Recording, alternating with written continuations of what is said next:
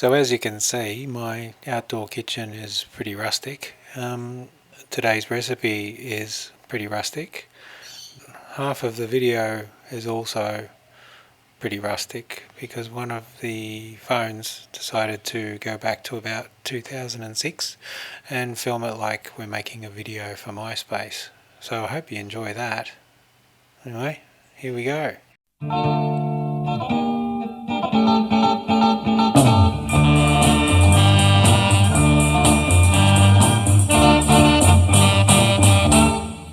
So what I'll be making for you today is Khanom Jeen Nam Ngiew. It comes from northern Thailand. That's where all my favourite food is. And this one's pretty challenging for Westerners. I don't know. It's really delicious, but there's a few weird things in it, which you can omit if you must. Some of the things are hard to get, and some of the things are a little bit gross for the adventurous, shall we say. So I suppose I better tell you what I'm doing, why and how, because that's the purpose of this video. I've got half a kilo of pork ribs and half a kilo of meat with a lot of cartilage in it, and I'm just blanching it so I get a nice clear stew at the end of it.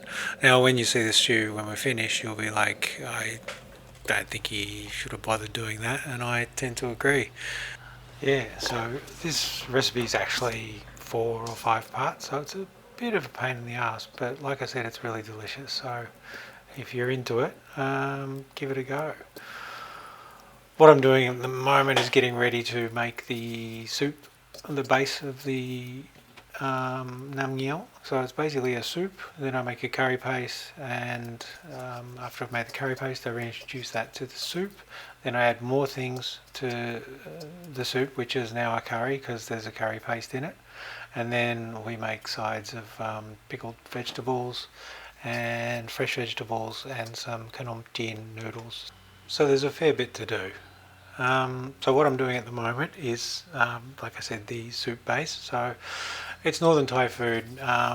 Basically you dry roast everything, preferably over charcoal, but you can do it in a wok if you like. I'm dry roasting some lemongrass tops. From the lemongrass I'm going to put in the curry paste, some galangal and some shallots. I'm tearing up some kaffir lime leaves, chucking them in. A little bit of star anise just for fun, and one of the first contentious things for for Westerners is pork skin.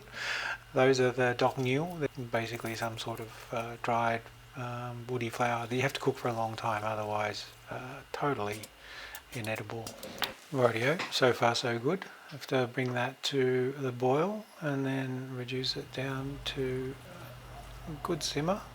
And ideally we'd keep it going for at least 1 or 2 hours to get that pork really soft and all of those flavours into it. Oh, I forgot to mention that I did add some salt to that, which you did not see. Right, next, curry paste. Oh look, there's the amazing there's the amazing video. So dry roasting again. Got about, I don't know, 5, 6, 7, 8 long red chilies, and you want to get a good char on those. And you want to also do that to 8 or 10 small red chilies. Picked they're called. These are the ones that you use in curries the most. And we chuck them into the mortar and pestle. Now we dry roast our garlic. So there's a whole bowl of garlic in there. Just get that. Leave the skins on. You don't want to take the skins off because the flesh burnt tastes bad, but the skins burnt is amazing. Get that all done. Next up we dry roast our galangal and shallots. That's not galangal, that's galangal. The first one was shallots. Same again, toast them up. Tender parts of 2 stalks of lemongrass, finely sliced. We're going to roast them as well. Make sure you slice them finely, and make sure you use the tender stuff, because once it goes in the mortar and pestle it's all up to you to pound it nice and fine. And if the lemongrass is chunky or fibrous, you're pretty screwed. You're there for days and your paste will be really stringy. Anyway, chop everything up. That was the coriander roots and grachae. And now we're going to wrap up about a tablespoon of shrimp paste. Flatten her out, wrap it up in foil, just a single layer. And we'll chuck that in the wok and let that roast. Ideally, a banana leaf. Did not have a banana leaf, sorry. Oh yeah, did you see that? That's the dry roasted lemongrass just gone in, so I'm pounding up.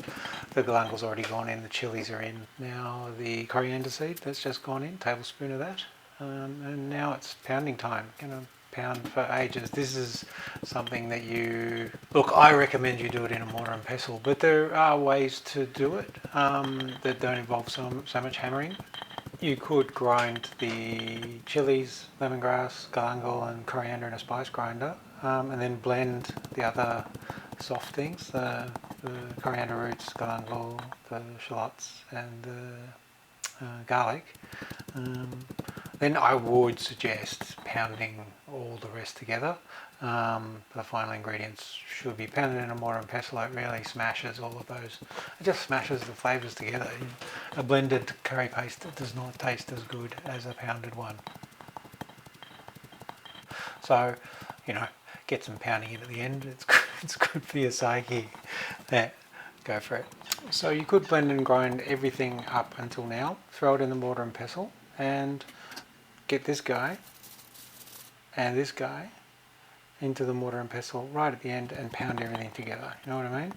So that was the shrimp paste that's been roasted. And old mate that's dancing across the table, that is actually tuanao, which is a fermented soybean disc that's been dried in the sun. They use that up in the north as the umami bringer. They're bloody fantastic. I love them. Right, here we go. Wok oil curry paste. Going to give this a bit of a mix around. In some hot oil.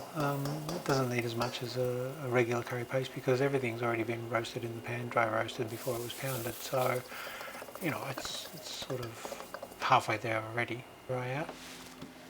Now we'll just let that sit while we move on to hand mincing our pork. You don't have to hand mince the pork. I just happen to have some pork and I kind of prefer the texture of it hand minced. Ideally you'd use belly or something nice and fatty. I just had this loin, so I'm using that. Whatever, it's going to be fine. And just throw it in the wok with the paste. Give it a stir around. Now the advantage of having something fatty like belly is that it releases oil and it doesn't stick as much as it did. So I take back what I just said about it's going to be fine.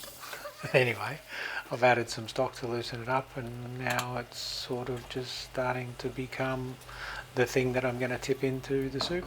I'm going to do that right about now. So there's our soup. That's been going for about an hour and a half, 2 hours. And here goes our brown weird looking stock and oh my god, doesn't that look so delicious. I said it was going to be rustic. So you throw in a couple of handfuls of underripe cherry tomatoes if you can find them. Gives a tartness to the dish. Rinse out your mortar and pestle and get all what leftovers of the paste in there. Chuck in about a teaspoon of salt and have a taste. You want it to sort of start tasting round. No, need a bit more. Rightio. That's it, bring it to the boil. Now we're going to add a couple of good squirts of fish sauce. There's probably a tablespoon there. But right now we're at taste. Everything from here on in is just all about adjusting. Oh, yes, adjusting. We might have to adjust this one. Pig's blood jelly. Now, look, you couldn't get Nam Ngiew in Chiang Mai or anywhere in the north without this delicious pig's blood in it. I completely understand if you want to admit it. It is not entirely necessary, but I guarantee you it is delicious. You can just buy it at the Vietnamese grocer at the market. They sell it in tubs like that. It's like $1.50. Give it a go or don't. P.S. It's usually in cubes, but I just like spoons. It looks cool. Oh yeah, that pork skin has gone so soft from being in that stew. Basically you just want to shred it and put it back in the stew. It's basically just like if you have a braised pork belly. It's that soft, yielding pork skin. Look at it. Oh my god, I'm so hungry. And I sincerely apologise if you're having a different reaction. I guarantee you it's delicious and it will look beautiful when it's finished. What are we up to now? Oh, we're going to fry some onions, some garlic and some chilies. This is not part of the Thai pantry, but I like to use the mandolin because it gets the onions exactly the same size so they fry better. Just smash up the garlic and take off all the really thick skins. If there's some thin skin left on, that's fine. Chuck them in the mortar and pestle with some salt and give them a bash. You know how it goes. Rightio. That's about it. First of all, we fry the chilies till they're nice and crispy. Watch out, they can explode. That's fun. Yeah, there we go. About that. That'll do. Then we chuck in our shallots. Now I could give you a lesson on how to fry shallots, but there's a million YouTube videos out there that you can watch that will probably be more in depth than mine. But basically you want to drive all the water out of the shallots, and at that point they get brown real fast, so you have to be ready to get them out, just like that. So the garlic is done as well now, and we've got all of our stuff ready to be chopped up and assembled into the toppings for our Nam Ngiew. I'll give you a list of what all these things are, but basically once it's all chopped up, you've got this sour, sweet, salty, tasty, herby, crunchy, everything that's going to make the dish. Noodles. Okay, so these are Khanom Jeen. They are a fermented rice noodle. These ones are actually wheat, and they are used extensively in the south of Thailand and in the north. You could substitute it with Japanese somen noodle. They're a wheat noodle, kind of similar. Basically, you just boil these for 6 to 8 minutes till they go nice and white, and then you have to drain them really well. You want to rinse them several times, otherwise they'll go super gluey. You'll see what we do with them in a second. Basically, they're eaten cold. You can heat them up if you like, but usually they're served like revenge. I don't think there's really much else I want to say about noodles. It's all pretty dull, but they are delicious. Rightio, so here's how I do it. I mean, people just hand wrap them sometimes, but I use the fork technique. You just want to make them in little coils, and that way it's easy to get a serve because they're really slippery suckers. So I go to 2 little coils per person and simply just do that. Boop, that's it, done.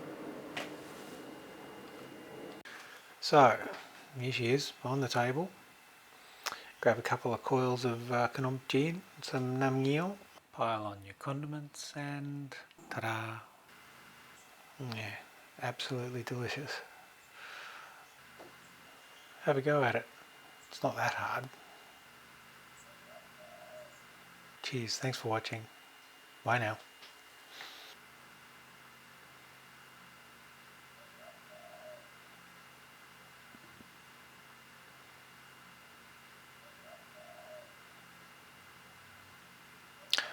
So yeah, I forgot the crackling, but I've remembered it now.